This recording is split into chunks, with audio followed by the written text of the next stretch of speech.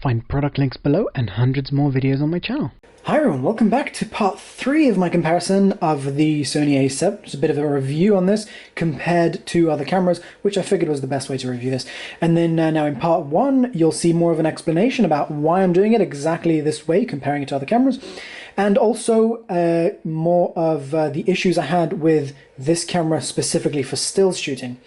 And then in future videos, I'm going to have more image quality comparisons, which are not going to be any in this video. This is mainly going over the video features and the video annoyances. Now, there's not that many annoying things in video, not that many issues in video, but there are some. And in the future video, in parts 4 and 5, I'll be comparing this with the Sony NEX-6 as well. So right now, I'm recording with the NEX-6 and comparing it to the 5D Mark III. And okay, so let's get started. I'm going to try and keep this quick. Now, first of all, something very important about this camera is that it is a world camera. It is selectable between NTSC and PAL. So NTSC would be the mode in America that would allow you to shoot in 60 frames per second and 24 frames per second, both of which are my favorite too. 60 frames per second for slow motion and 24 frames per second for, what is generally said to be the most cinematic look. And so that's great. That's really, really great with the NEX-6 that I have, and the which is I don't have any option to shoot 60p or 24p. I just have 25 and 50. And with my NEX-5N, I had to just order one from America just to get those features. And it's maybe not going to be important for every kind of shooter, but I think it's really, really great that they've put that in here, and that they've made that an option. And so, okay, so that's great. And then it comes with a problem, and it's something that Sony could have really, really easily handled just by not making it, just by not doing this thing that they did. And that is that when you switch between modes, when you switch between NTSC and PAL, or when you switch between AVC HD and MP4, which are the two different modes for the quality of the image, then you have to format your card. The camera will not shoot any more video. It will shoot stills, but it will not shoot any more video until you format the card. You can do it in camera, but if you have something left on the card from a previous time, then you're left with the option of trying to figure out which option you have to revert back to in order to be able to shoot video, or deleting everything on your card and wiping it completely, including everything you've shot on, even on other cameras, or just not shooting. So really not a great option to have to deal with, and that's actually when I found out about this issue, was when I went out to shoot with this. Luckily, I don't go out to important shoots with cameras I don't know, and so it was actually just a test shoot with this camera. So yeah, luckily I found that issue on the test shoot. And okay, so that's quite a big thing, I think, very important. And then another thing is that no matter what option you have the camera set to in the menu with regards to your area setting. So let's say I've told this camera that I am in Arizona, in America, where you would use NTSC, and then I've chosen NTSC as my setting because I want to shoot 60 frames per second and 24 frames per second. And then even though I've told it these two things, and I've tried other combinations too, even though I've told it that, still every time I turn it on, it's going to tell me give it time to start up. There we go. It's going to say running on NTSC, and that's just the most, I think, probably the most useless warning ever. And I tried to Google it, couldn't find any way to get rid of this warning. There's nothing about it in the manual.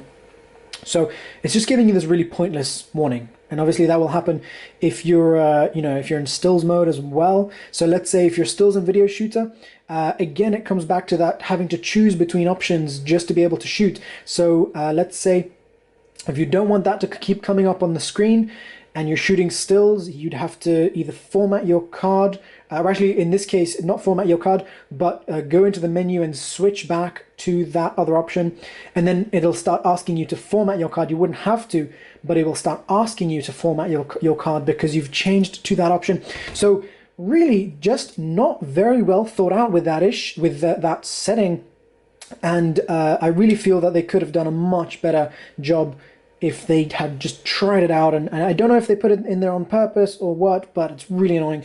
But something that you can live with if you want to shoot on this camera. Yeah, by the way, that warning isn't there when you're in PAL, and I'm not sure if that will happen on cameras that are actually purchased in the USA. I hope not. But if you're in the USA, that may not be an issue if you're in the USA and you want to shoot on NTSC. And okay, that's probably the biggest issue with this camera for video shooters. Next up, so far there's no way to shoot time-lapse with this. In any case, no simple way, no way that I found so far with my Googling and my reading. So you can trigger this camera using an infrared remote. However, there so far isn't one that'll trigger this camera and shoot, to get that trigger to shoot time-lapse, meaning a photo every second or however long, in order to create like a fast motion video.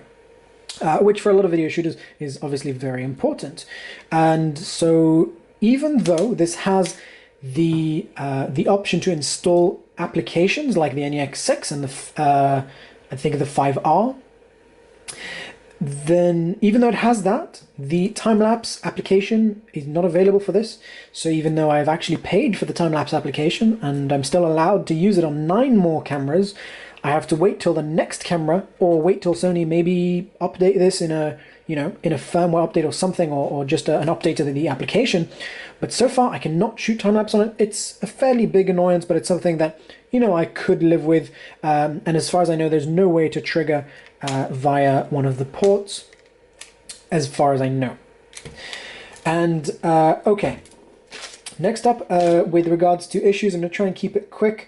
When you're shooting an MP4, it cuts off at 2 GB, not a big issue. That's around 3 minutes from what I've seen. And that's the 3 issues that I found in video mode.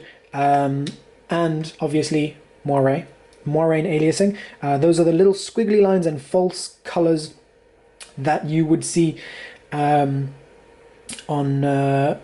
well, I'll have a link down below so you can see what that looks like.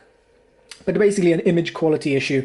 Aliasing would be sort of jaggedy lines, and then moire is the false color you would get when the detail is too fine for the camera to process properly. Something like that. I'll have a link down below. So, that is an issue on this camera. I haven't found it to be a huge issue. I found it still to be shootable, still to be usable for video. However, when you go to an upgrade like the 5D Mark III, it is better. You don't have the moire and aliasing issues here, and I think that's a very, very important thing. And for a lot of shooters, it's going to be worth the extra £1,000 or so just for that feature, just because you get a clean image. And with regards to high ISO, this camera doesn't do quite as well as the 5D Mark III. But it does better than a lot of your sort of lower cost cameras, like let's say the NEX-6 or a standard Canon, whatever, 60D and all those crop APS-C cameras. And obviously right now there is the 7D, which I haven't used it yet, and I haven't really even looked into it, so I can't really say. But most of your Canon crop cameras are going to be not as good as this. And then some of the newer ones, like the Nikon D5200, will be better.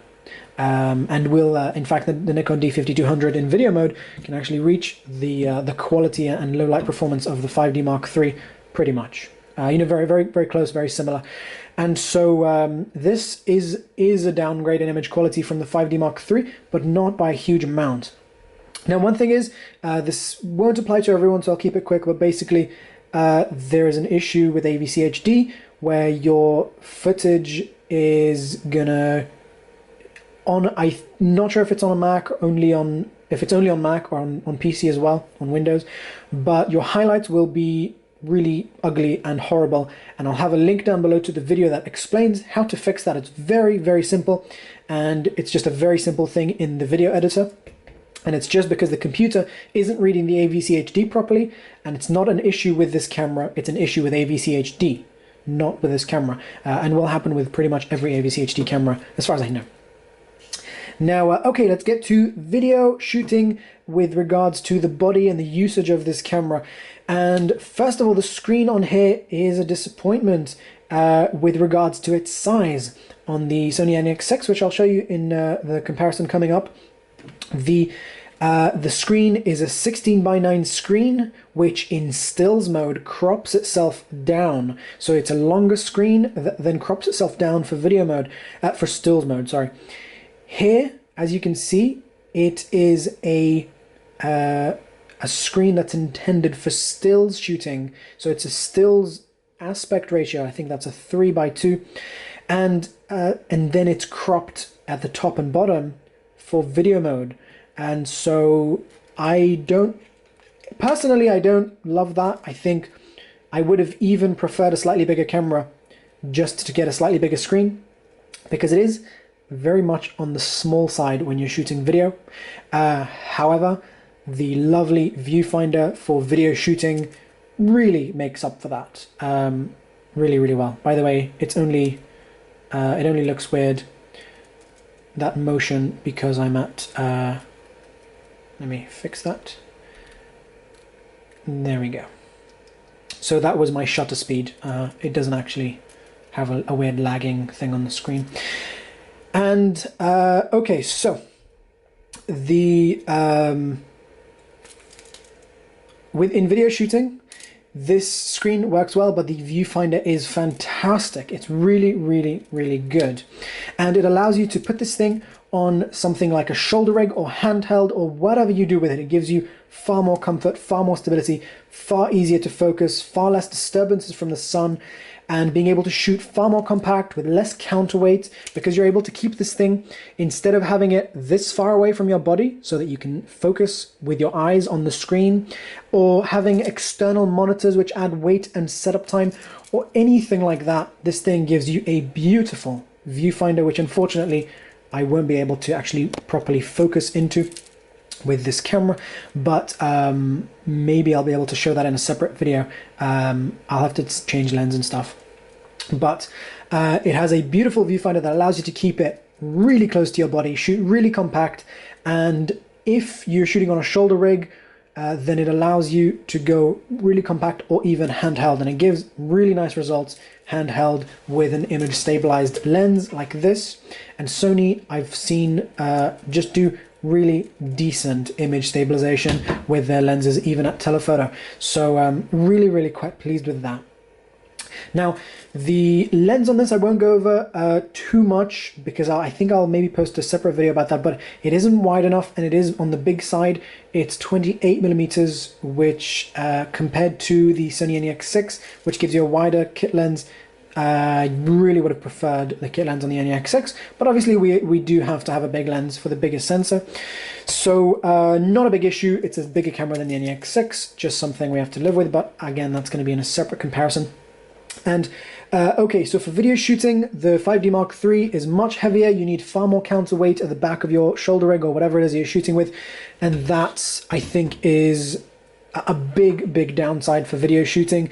This thing is just far more comfortable, just a huge amount more comfortable. I could take this camera with nothing, just like this, and just with the kit lens. Obviously I probably would want some faster lenses too, but with maybe a kit lens and another lens, maybe a 35 from Sony, a stabilized, I think there's a stabilized 35, and I wouldn't have to take anything more than this. And spare batteries and cards, but I would get good results to some degree using the camera. And because it's so comfortable to use with the viewfinder and the image stabilization, I could shoot a good video with nothing more, whereas the 5D requires a lot more than that, especially with regards to stability on a shoulder rig. and the fact that if you do use it without a rig, it's handheld and you're looking far away from the camera rather than close into the viewfinder. For me, it's a really, really huge difference, and I'm really happy with the way that the the A7 does that. It's very similar to the NEX-6 with that regard. And then next up, with regards to the way that the screen works on these cameras, I have shown that in part 2, so I won't go over the screen too much here, but we do have over here in live mode, we have if you're not using Magic Lantern, then the screen options are far better and less intrusive on the Sony A7. And then with Magic Lantern, you obviously get a lot more options within within the 5D, and a smaller menu that actually works a lot better with much. I know that you can't see that very well, but overall it's a better menu system. But the one on the A7 works really well, and you can set a custom button for your audio volume, although I don't think you can change it while recording video. You can, my mistake, but you have to go into this black screen mode. And with regards to battery change, so there we are. One thing you're going to want to do is you're going to want, if you're shooting video, you're going to want to either remove these things, which I think they are removable. It's a little complicated, but you're going to want to remove these things because they make a lot of noise. I mean, if you're using a microphone close to this, or using the internal microphone of the camera, and otherwise just put some rubber bands around them. And now I like that the card slot is up here instead of down here, but it's not a huge issue, and you know, it does work well, but it's not a huge issue if it was down here. The controls on this work just as well as the 5D. We've got lots of options. It takes time to get used to. As I mentioned in part 2, I love that I can easily reach the options for peaking using a button here, and actually I can switch this little switch right there, and then the same button gives me my zebras, and I've showed that in part 2, so I won't go over that again, but that gives me zebras which look like that. Hopefully we'll be able to see them in a second. There we are. So those are the zebras. Fantastic feature. And the exposure controls on this work really well. The different modes work as they should. So you can go into aperture priority mode and shoot video from there. You can also stay in video mode to allow you to preview the screen as 16:9. And then change your exposure mode from within the menu or from within your quick menu. And sorry, your function menu it's called here. Let me show you this there.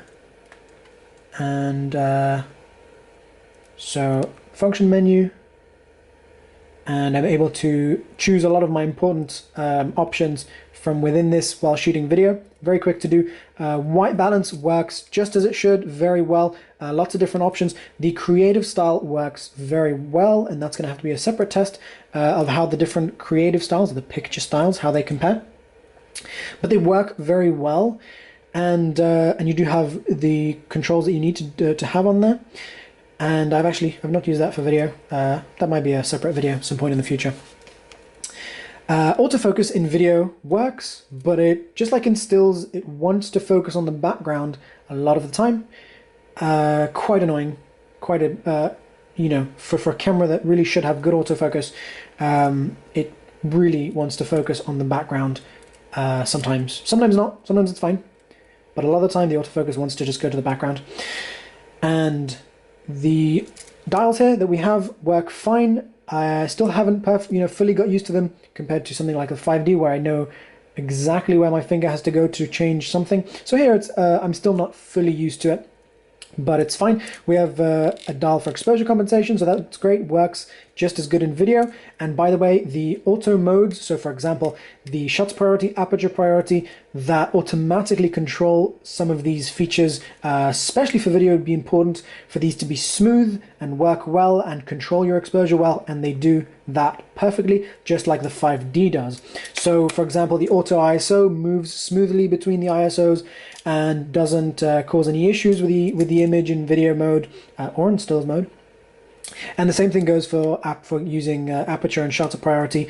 The aperture moves smoothly. The shutter, the shutter difference when it switches between different shutter modes, it's probably not the ideal thing to use for video, but it does work if you need to. And I haven't fully tested, that. But as far as I've seen, there's no issues with using the automatic modes on this when you need to, because sometimes you need to follow, let's say you're following a bride around and the exposure change, your area changes, you're suddenly outside, and you need to have an automatic mode because you can't stop, change your exposure, and then start recording again. You just have to let the automatic mode do its job, and it does a job really well. Something that if it didn't do its job very well, which not all cameras do, then it would be quite a hindrance to professional shooters who need that automatic mode, mainly for live events and things like that, but also even for hobbyists and things like that. So I think that's great. And then let me see if there's anything else here that we need to go over. I have explained about the what I think I'll have to do, because this video is getting quite long. I may go over the menu options, go through all the menu in a separate video, because I'm getting to 21 minutes now, and yeah. But those, for me, are the important things in video. Now, I know some of you are going to be wondering about the zebras and the peaking. I haven't fully tested the peaking. The zebras work really well. The peaking works, but I haven't had enough time to really see if it's perfect or not. I've had some people say that they didn't find it perfect, but so far I haven't had any issues with it. That's why I'm saying I'm not completely sure about that, but so far haven't had any issues with the peaking. And again, updates will be below. And some of you may be wondering about zoom in video mode, and you can set a button to zoom. And so right now, I don't think the camera wants to let me zoom because I'm in autofocus mode. So it thinks that I don't need to zoom to manual focus. Again, it's one of those things that the camera doesn't want to let you do something, even though it could let you do it. But it just doesn't want to. It's just the way Sony made it. And it's the camera just, doing something that doesn't really make sense. It happens sometimes with this camera, far more in still shooting than in video. But I've custom set it to this button right here, this center button, and it can zoom in. It does work well, and you can leave the zoom with a half press, unlike Canon. I've had a lot of people say, Canon, what are you doing? I want to leave my, I want to go into the zoom mode to, while shooting. So, you zoom into a smaller area of the screen to focus, and they want to leave that and go back to the full screen of the camera with a half press. So that does work here very well, just as it should. Okay, now quickly I'm going to go over to the 5D Mark III, and this in video mode is really lacking a flip screen and really lacking a digital viewfinder. It is also a heavier camera, which means, as I mentioned before, it's not as easy or comfortable to shoot with in video mode as the Sony A7. One very annoying issue with the Sony A7 is that if you want to move the camera close to your body and shoot with it at a low angle or down next to something, or whatever the reason might be, that there might be something next to the viewfinder, and it doesn't even have to be this close. When you're out in the dark, I found that even sometimes this sort of distance will cause the camera to switch to the viewfinder. So when you're trying to get a low mode with it, a lot of the time the screen will turn off, which means that handheld, it's not as easy to get it close to your body. But you can just go into the menu and tell it, okay, don't use the viewfinder right now, I want only the screen. And it's fairly easy to do. But for the automatic switching between them, it's, especially for video, a little bit of an annoyance, but not really an issue. Just means that you have to hold the camera slightly further away from you if you wanna really quickly do a low shot. And then Okay, back to the 5D Mark III. With regards to image quality, this doesn't have moire and aliasing like the A7. Again, those comparisons will have to be in separate videos. But it does a fantastic job with image quality. The options on screen are great, and the options for what you can do in the video mode are great once you have Magic Lantern installed, but still very, very reasonable and very workable without Magic Lantern. A lot of the time I don't shoot with Magic Lantern with this, and I don't find that when I don't have Magic Lantern I'm missing it, but when I do use Magic Lantern it is really nice to use. So I really enjoy using it when I do use it. And with regards to Magic Lantern's RAW mode, that is a mode that shoots higher quality video than the standard mode, which is already very, very good in low light, very good with regards to the image quality, even though it's not the sharpest, but you know, just gives a very natural, pleasing image. When you shoot in RAW mode, which increases the quality on that, the camera is just superb. It's one of the best DSLRs that you can use if using, you know, even though it's top of the range without the hack. With the hack, I would say it's really, really at the top of the image quality that you could get from DSLRs, with the exception of a few like the GH2 and 3, which do come close to it with some aspects, not quite as much in the dynamic range department, but they do come close to it, and things like the Blackmagic cinema cameras, which also are, they're different, they're very different cameras to this, but they are very similar in image quality. Because they also allow you to shoot RAW, and so those are separate cameras that maybe someday I will also review. And with regards to audio and ports, both of these cameras have ports for, let me show you this. Both cameras have ports for audio in and out, and that is beautiful on both cameras. I think the Sony A7 may have slightly better results in the audio when using a microphone direct to the camera, but I'm not completely sure, and I will have that posted. That will really have to be its own audio comparison between these cameras. And yeah, but they both are nice and easy to work with, and both have input and output for outputting. Generally it would be for headphones, and then both have outputs for an external monitor. However, I don't find that it's very comfortable to use an external monitor plugged into the camera. I find that a lot of the time I would really much rather have this camera with regards to the way that it is comfortable to use, with regards to ergonomics and ease of use, because I really am lacking a better way to control, to view the image on this camera and to focus. So I really would love a flip screen on here, or an external monitor that didn't have to have a cable connect at the side here. And so even though I have found solutions that work nicely on here, an external electronic viewfinder, so it's a big thing that goes on top of the camera, or a nice, I've had a few screens that aren't too big and they do sort of fit together with the size of the camera, but again they do add size to the camera and weight, and the Sony A7 is just a lovely thing to work with without any additional things needed on top of it or whatever. It just is really nice to work with, to focus and to keep stable. So it's a really, really big advantage towards the A7 with regards to that. And by the way, I will have more monitor and EVF reviews coming up, and the links will be down below.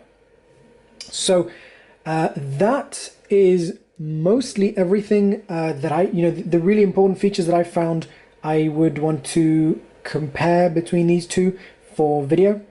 And I know this has been a long video. I hope you guys still have found it to have important information, and I hope that I've gone over it quickly enough. And so thanks for watching.